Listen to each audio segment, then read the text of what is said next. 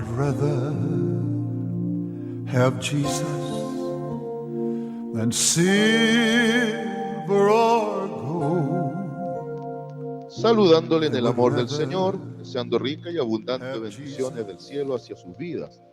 Llegado la hora de compartir el devocional, el pancito diario de vida que tanto bien hace a nuestras almas. Hoy iniciamos nuestra sección de un tema en 3 partes. Y el tema de esta semana es reconociendo lo falso.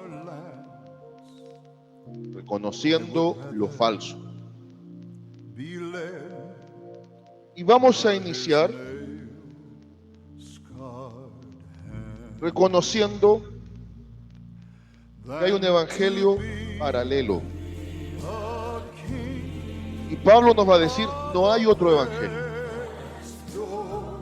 Vamos a reconocer, comillas, el falso evangelio. Gálatas capítulo 1, versículos 6 al 10. Ahí tenemos la palabra. Gálatas capítulo 1, versículos 6 al 10. Voy a leer en el nombre del Señor Jesucristo la poderosa palabra de nuestro Dios que dice de la siguiente manera: estoy maravillado de que tan pronto os hayáis alejado del que os llamó por la gracia de Cristo para seguir un evangelio diferente. No que haya otro, sino que hay algunos que os perturban y quieren pervertir el evangelio de Cristo. Mas si aún nosotros o un ángel del cielo os anunciare otro evangelio diferente del que os hemos anunciado, sea anatema. Como antes hemos dicho, también ahora lo repito: si alguno os predica diferente evangelio del que hemos recibido, sea anatema. Pues busco ahora el favor de los hombres o el de Dios, o trato de agradar a los hombres. Pues si todavía agradara a los hombres, no sería siervo de Cristo. Amén. Podríamos preguntarnos, ¿en qué consistió la falsedad o la adulteración de los conceptos del evangelio en los días del apóstol Pablo? Y la respuesta se mueve en 2 líneas. Por 2 frentes de acción, el diablo quiso perturbar la iglesia de Cristo en los días apostólicos, donde los apóstoles, principalmente Pablo, fueron férreos defensores del evangelio en sí, la pureza del evangelio para preservarlo. La falsa ciencia, es decir, mezclas de filosofías y humanismo desde el pensamiento griego, estaban mezclándose con la doctrina del evangelio de la gracia que ya había entrado a la iglesia. O sea, es una línea. Solo podemos decir en cierto modo que fue como un ataque externo hacia la iglesia. Pero el ataque más fiero que recibió el evangelio en su tiempo incipiente, en su tiempo inicial, surgió desde el mismo corazón de la iglesia. O del mismo corazón, incluso podemos decir desde el judaísmo. Porque no nos olvidemos que la iglesia comenzó con el elemento judío. No fueron 120 aproximadamente gentiles que estuvieron esperando la promesa cuando se inaugura la iglesia. Todos eran judíos. Entonces, en ese tinte fue que comenzó la iglesia, en esas características. Y es llamativo que desde el mismo corazón del judaísmo surgió el ataque más fiero a la pureza y verdad del evangelio, por lo que se denominaron los judaizantes. Pablo también les llama perros mutiladores del cuerpo, malos obreros, obreros fraudulentos. Y no es que exista otro evangelio, el evangelio es uno solo. El asunto es que el enfoque que estos les habían dado al evangelio era lo que causaba que la iglesia de Galacia se estuviera torciendo de los fundamentos genuinos del evangelio de la gracia que fue presentado por medio de la inspiración del apóstol Pablo. ¿En qué consistía esto? Ellos argumentaban que a la gracia de salvación, donde la salvación la entendemos como un regalo, como algo gratuito, un don de Dios, había que añadirle la obra de la circuncisión. En otras palabras, para ser un genuino cristiano, había que volverse también a las prácticas judías. Ahora, para el judío elementalmente esto no era problema, porque muchos de ellos llegaron circuncidados. Pero para el gentil, para el que estaba proselitando desde el mundo del paganismo hacia las filas del evangelio, se estaba poniendo esta imposición de que no podía existir un evangelio gratis sin añadir la obra de la circuncisión, la señal en la carne. Y esta fue la cuestión, el asunto de peso que provocaba que Pablo se maravillara, porque parte de la iglesia de Galacia había creído a esta falsa idea y estaban dejando la sencillez del evangelio de la gracia por los rituales y las formas que habían quedado estipuladas bajo la ley. Entonces, no es que exista otro evangelio, sino que en la falsedad de aquel tiempo, y hoy por hoy mucho se está también pretendiendo volver a las raíces judías con el falso mesianismo del siglo XXI. También se quiere llevar a la iglesia a esos fundamentos que ya quedaron completamente obsoletos en Cristo.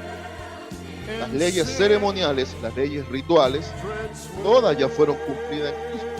Ahora, hay aplicaciones espirituales de la ley, por supuesto, y hay algunos aspectos de código civil de la ley, por supuesto. Por ejemplo, en Éxodo 20, uno de los mandamientos principales, no matarás. Y eso tiene que ver con un área moral y un área civil. Y tanto en el área moral como en el área civil, hoy por hoy sigue predominando. Pero hay otros aspectos de la ley que ahora solo tienen una aplicación espiritual. Por ejemplo, el amor hacia los enemigos, que bajo el código de la ley aplicaba la ley del talión, que consistía en retribución de daño conforme a la falta. Tenía que ser ecuánime, ojo por ojo, diente por diente. En otras palabras, un equilibrio entre la compensación del daño y el daño realizado. Pero Cristo le dio un reenfoque y ahora él dijo que hay que amar al prójimo como a nosotros mismos. Y aún hay que orar por los enemigos. Entonces, el apóstol Pablo estaba sorprendido, porque prácticamente las palabras que aquí usa es que habían sido seducidos, prácticamente encantados, habían sido hechizados para seguir un evangelio diferente. Y se habían alejado de la sencillez del evangelio genuino. Y Pablo es enfático: el evangelio es uno solo, la buena noticia es una sola, que Cristo vino a morir por nuestros pecados y resucitó para darnos vida eterna. Pero hay algunos que le ponen mezclas y confunden a la gente en base a complicar lo sencillo que es la comprensión del evangelio. Y es llamativo porque aplica dos veces el imperativo respecto de que quien hace esta práctica acarrea juicio para sí mismo y se hace un maldito, un anatema. Y el concepto del anatema es lo que está reservado para juicio de parte de Dios. Quien predica un falso evangelio, quien anuncia una noticia diferente, con mezclas y con todo lo que conlleva, finalmente se hace un maldito, acreedor de futuro juicio, y los que lo siguen también. Ahí aplica el principio espiritual dado por Cristo de que si un ciego guía a otro ciego, ambos caen al hoyo. Entonces, ya en aquellos días había falsos maestros, falsos profetas, falsos predicadores, y también habían copias fraudulentas supuestamente de cartas apostólicas que ya estaban comenzando a circular. Entonces, por eso el apóstol Pablo en el versículo 8 es claro, dice: mas si aún nosotros o un ángel del cielo os anunciar otro evangelio diferente del que hemos anunciado, sea anatema, sea un maldito. Y mire lo que dice ahora: como antes hemos dicho, también ahora lo repito, si alguno os predica diferente evangelio del que habéis recibido, sea anatema. Por un lado, el evangelio que se anunció, y por otro lado, el evangelio que se recibió.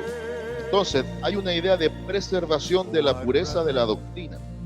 El imperativo, el sentido de urgencia que ponía Pablo era a permanecer en la pureza de la buena noticia. Y la repito con palabras muy sencillas: Cristo muere en nuestro lugar para hacer la paz con el Creador y resucitó para darnos vida y vida eterna. Ese es el gran fundamento del Evangelio.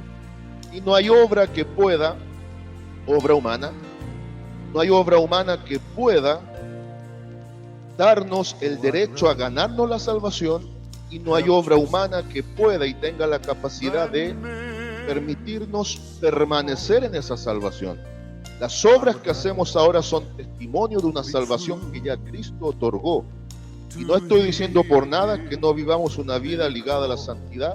Es una de las grandes líneas del Evangelio y de nuestra relación como hijos con el Dios eterno. Entonces, concluyendo,